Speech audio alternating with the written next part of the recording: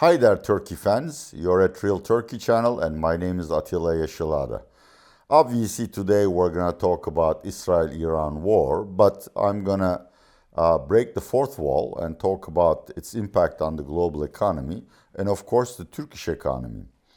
For that, I will construct four scenarios and point out which ones are more likely. Clearly, it's not a very optimistic situation, and the world economy is likely to enter a stagflation. For Turkey, this will be stagflation, but what's new? Turkey has been in stagflation forever. I expect recession and more political turmoil. You may wonder why I'm using my sunglasses, whether this is influencer hype. No, I had corrective eye surgery throughout my eye sockets, and my face and eyes are still swollen. This is the only way I can look at light, so please forgive me. Okay, Israel attacked Iran under the pretext that Iran was preparing a surprise attack, nuclear attack on Israel. That's not too credible. Iran doesn't have a nuclear bomb. Then the rhetoric changed.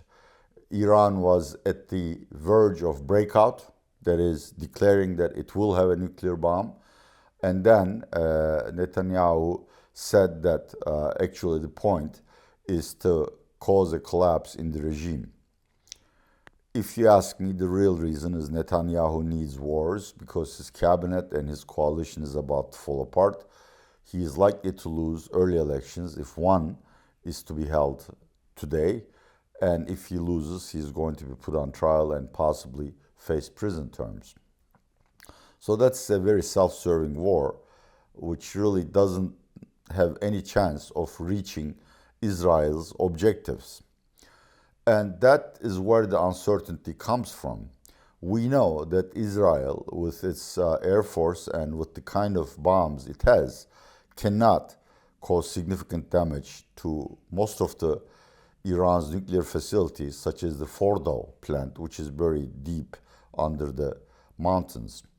This is why on Sunday, Netanyahu officially invited the Trump administration to join the war because the United States has big bomb carriers, B-2s, I believe, or B-52s, but that might have been a punk rock group, I am not so sure, as well as bunker buster bombers that can really dig deep into the earth.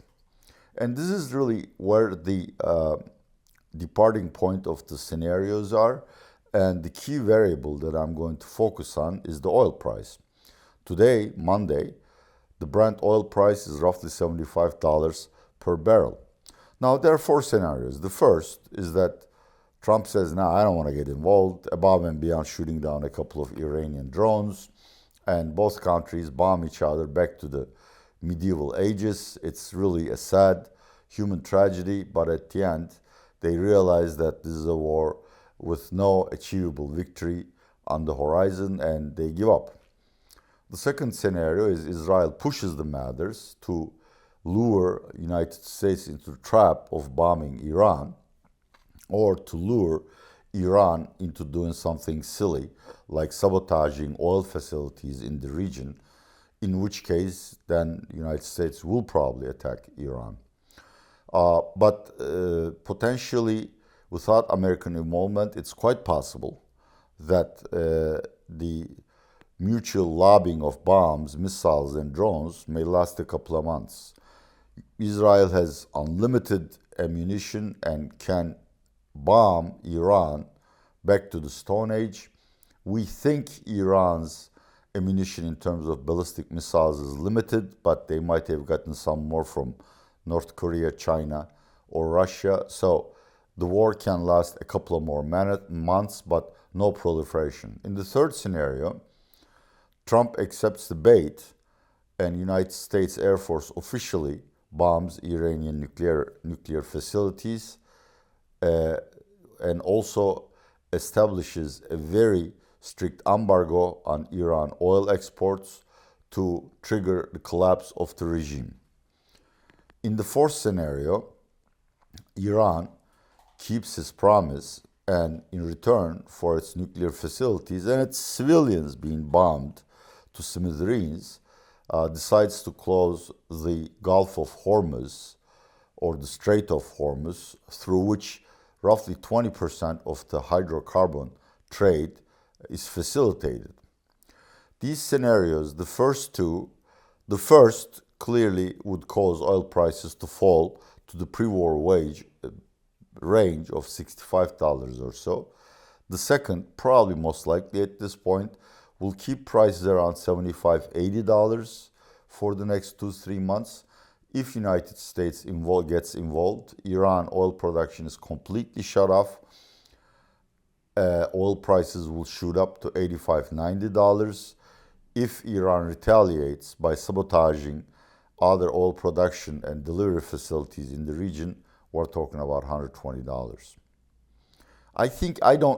Honestly, I have no idea what Trump will do, but I'm fairly sure he will be tempted to consider the scenario of completely getting rid of Iran's nuclear capabilities. So I think the reality is somewhere between the second and third scenario. So I'm gonna, work with an expected oil price of Brent, $85. Currently it's $75, so another $10. How will that affect the world economy? It's simple. There are back of the envelope calculations. A $10 jump in Brent price adds 0.4 to 0.5% to global inflation. Okay? Global inflation is falling. That would reverse that fall. Also, you have to remember that we have tariff wars, which are not going away. On July 7th, probably Trump will impose additional tariffs on all American trading partners with trade surpluses simply because negotiations have not gotten anywhere. He already imposed fairly high levies on China. All in all, I'm relying on ING investment banking research here.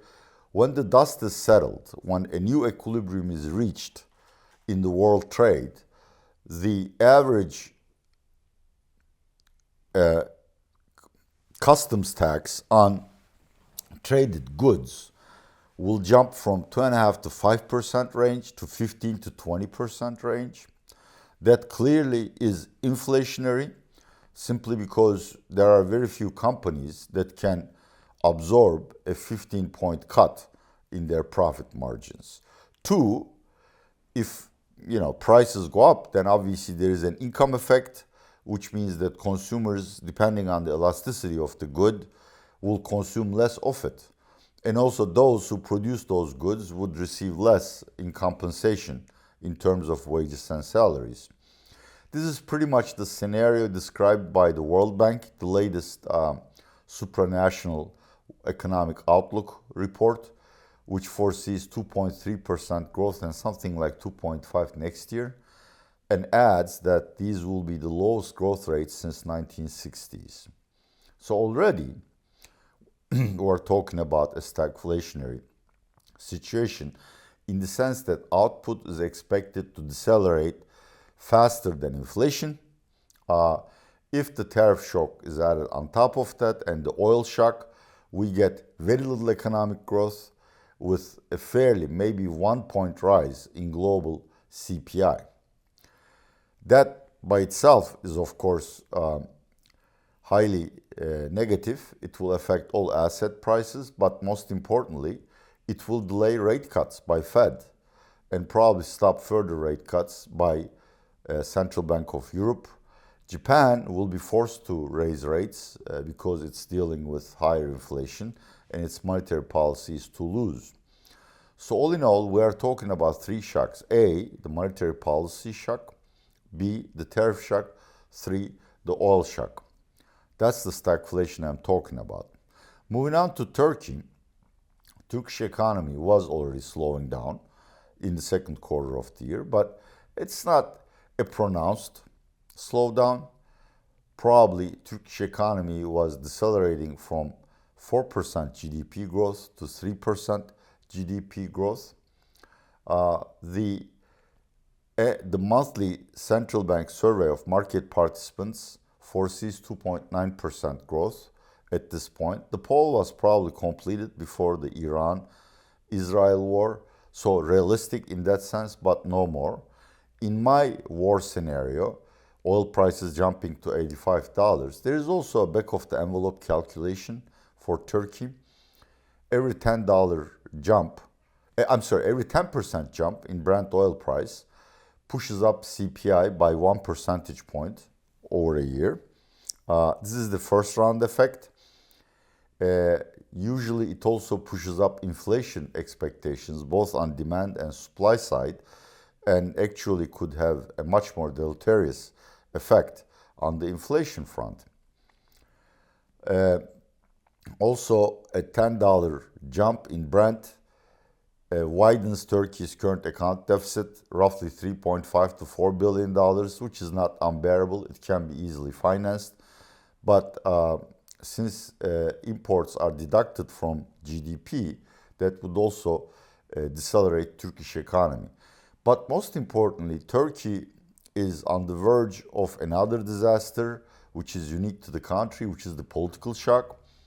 In my previous videos, the CHP's main presidential candidate, Ekrem İmamoğlu, was arrested. He is still in prison. He's probably going to get a ban from elected office. That created a huge financial shock, with all financial investors fleeing Turkey and domestics switching from TL to FX assets. Now there is another case which is very bizarre. It concerns the previous Grand Convention of CHP, where former leader Kemal Kılıçdaroğlu was deposed by the current leader Özgür Özel. A couple of CHP delegates who are paid by AKP, yes, this is not speculation, it's a fact, have lodged a petition in the courts to have the Grand Convention annulled.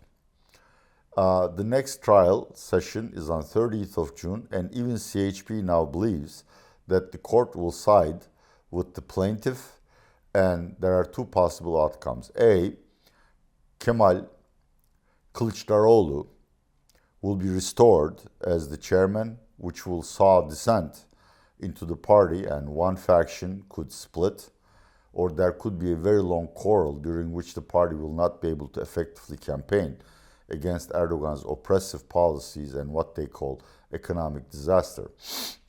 Or the party will be turned over to a trustee appointed by the court or AKP, of course, and will essentially be eliminated from competitive politics. If this is the outcome, there would be a huge confidence shock. Real-time data or hard data obviously arrives much later than soft data. We have seen the impact of Ekrem İmamoğlu arrest on soft data, which was moderate, and it remains so according to the latest hard data. But it was expected to be a one-off shock. People didn't really expect and still don't expect that CHP will be eliminated from politics. If that happens by law, we could expect street turmoil, sit-ins, Occupy movements, all sorts of things that are very bad for not only market, but also for economic expectations. And I think, now look at Turkey's situation. You already have slowing growth. You have a monetary policy not necessarily tight enough to effectively create disinflation, but too tight for most of the small corporates to survive under. Bankruptcy filings or Chapter 11 filings, concordats, have soared in 3 digits this year. Even larger companies are reporting cash flow difficulties. Now, the expectation was for the central bank to lower rates in July, but because of the oil shock and potential outcome in the CHP trial, this may be delayed for a few more months. So Turkey will be stuck with an inflation of, I was thinking 25 to 30 before these events. Now I'm saying at least 30, definitely 35% is now within visibility. Economic growth possibly slowing down below 2%, which is in a country where the population grows roughly 1%, including immigrants and resident tourists, is basically a recession. So, to summarize, A, Israel-Iran war is very unlikely to end in the next couple of days or weeks, could last for months. Hopefully it won't proliferate to the other parts of the Middle East. Three, it will have a lasting impact on oil prices, which is bearable, but it will probably push the world into a stagflation, delaying interest rate cuts by central banks. In Turkey, we have a political shock on top of that. Growth was already fragile. I expect recession and significantly higher inflation. Thank you very much for watching my tiny channel and your comments. I love and enjoy them. I read all of them, even though sometimes I'm remiss in answering them. Obviously, this time the excuse is that I don't have very clear eyesight and can't see small print. I hope we can see you in the next video, and if you like it, subscribe, ring the bell, you know the spiel. Have a week without wars or street turmoil, folks.